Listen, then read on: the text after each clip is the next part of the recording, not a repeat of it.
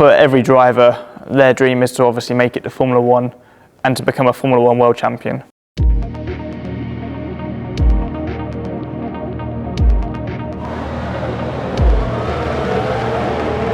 We have many drivers that have been through our series to go to F1. You've had Hamilton, Rosberg, Hülkenberg, Glock, you've had Gasly, Giovinazzi, Leclerc, now Russell. These are the drivers comprising the sharp end of the grid. Lot of the drivers that have made their way through GP2 or Formula 2. Lewis Hamilton in 2006, some of the things he did in that season were just phenomenal. And we had a race in Istanbul at that time.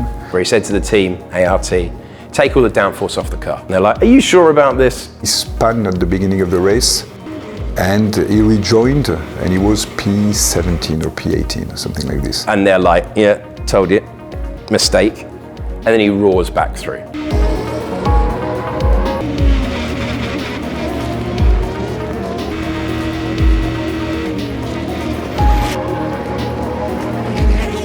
He did the most outstanding race that you could believe. There are definitely moments where a statement drive right under the noses of the team bosses. If you perform, people take note. Remember where McLaren were at that point. They would never give a rookie a chance. The best of talent that you can have in a driver, Lewis Hamilton has it completely. He's got an ABS here, you know, there's something that is quite different with him and we could see that. While I was growing up, Stoffel Van Dorn, Max Verstappen and Charles Leclerc, really, they were the three guys who were very much at the top. 2017 with Charles Leclerc, where you were just watching someone doing it better than anyone else. You're going to put him in any team. The dominant run of pole positions. The race where Davide said, what's he come into the pits? This is a sprint race. What's he doing? And then he overtakes everyone.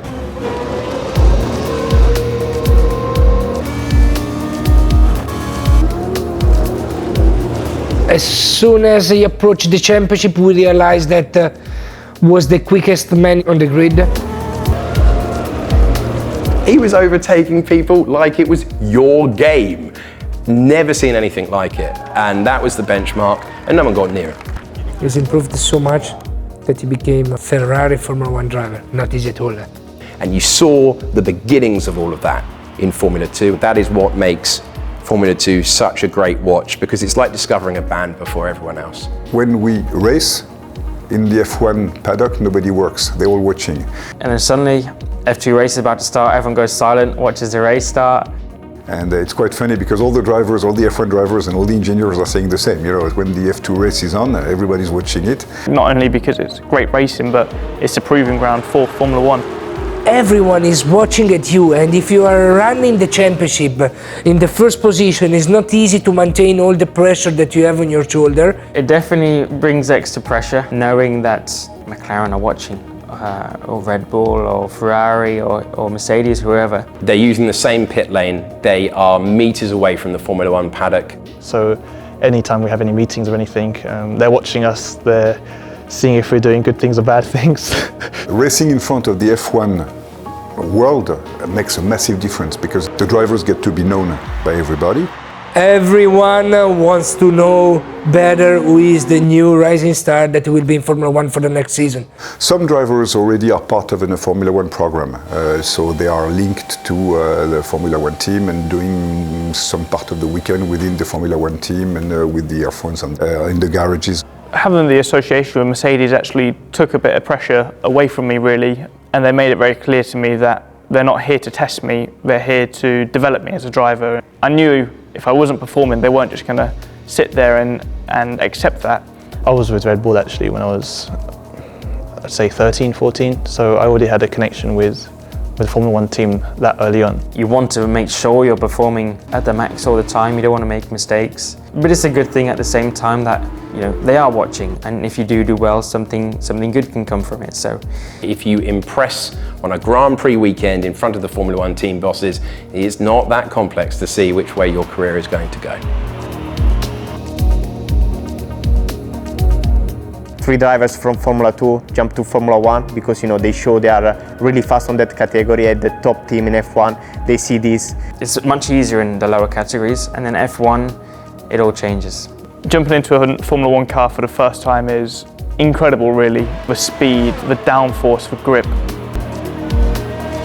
The speed is insane. You know, it almost felt like a rocket ship. It was just so surreal, and the car was just so fast.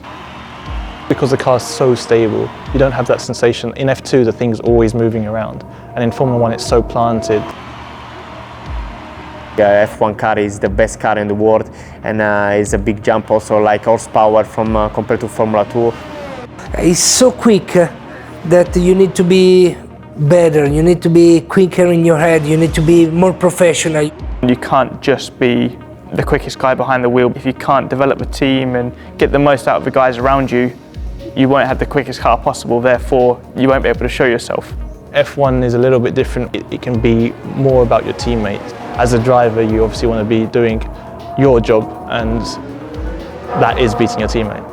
If you have the attitude to be a very good overtakes, is not changing in Formula One, but becomes more difficult because the speed is higher, the braking point is shorter, so everything becomes a step higher. Making it to Formula One is one thing, but staying there is another thing. And so if you have no talent, you have not a long story in Formula One, you know?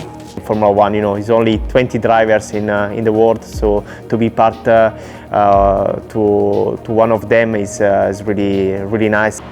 You know, this is Formula One, this is the dream, this is the goal, and I'm here now. Yeah, it's us reaching our dreams.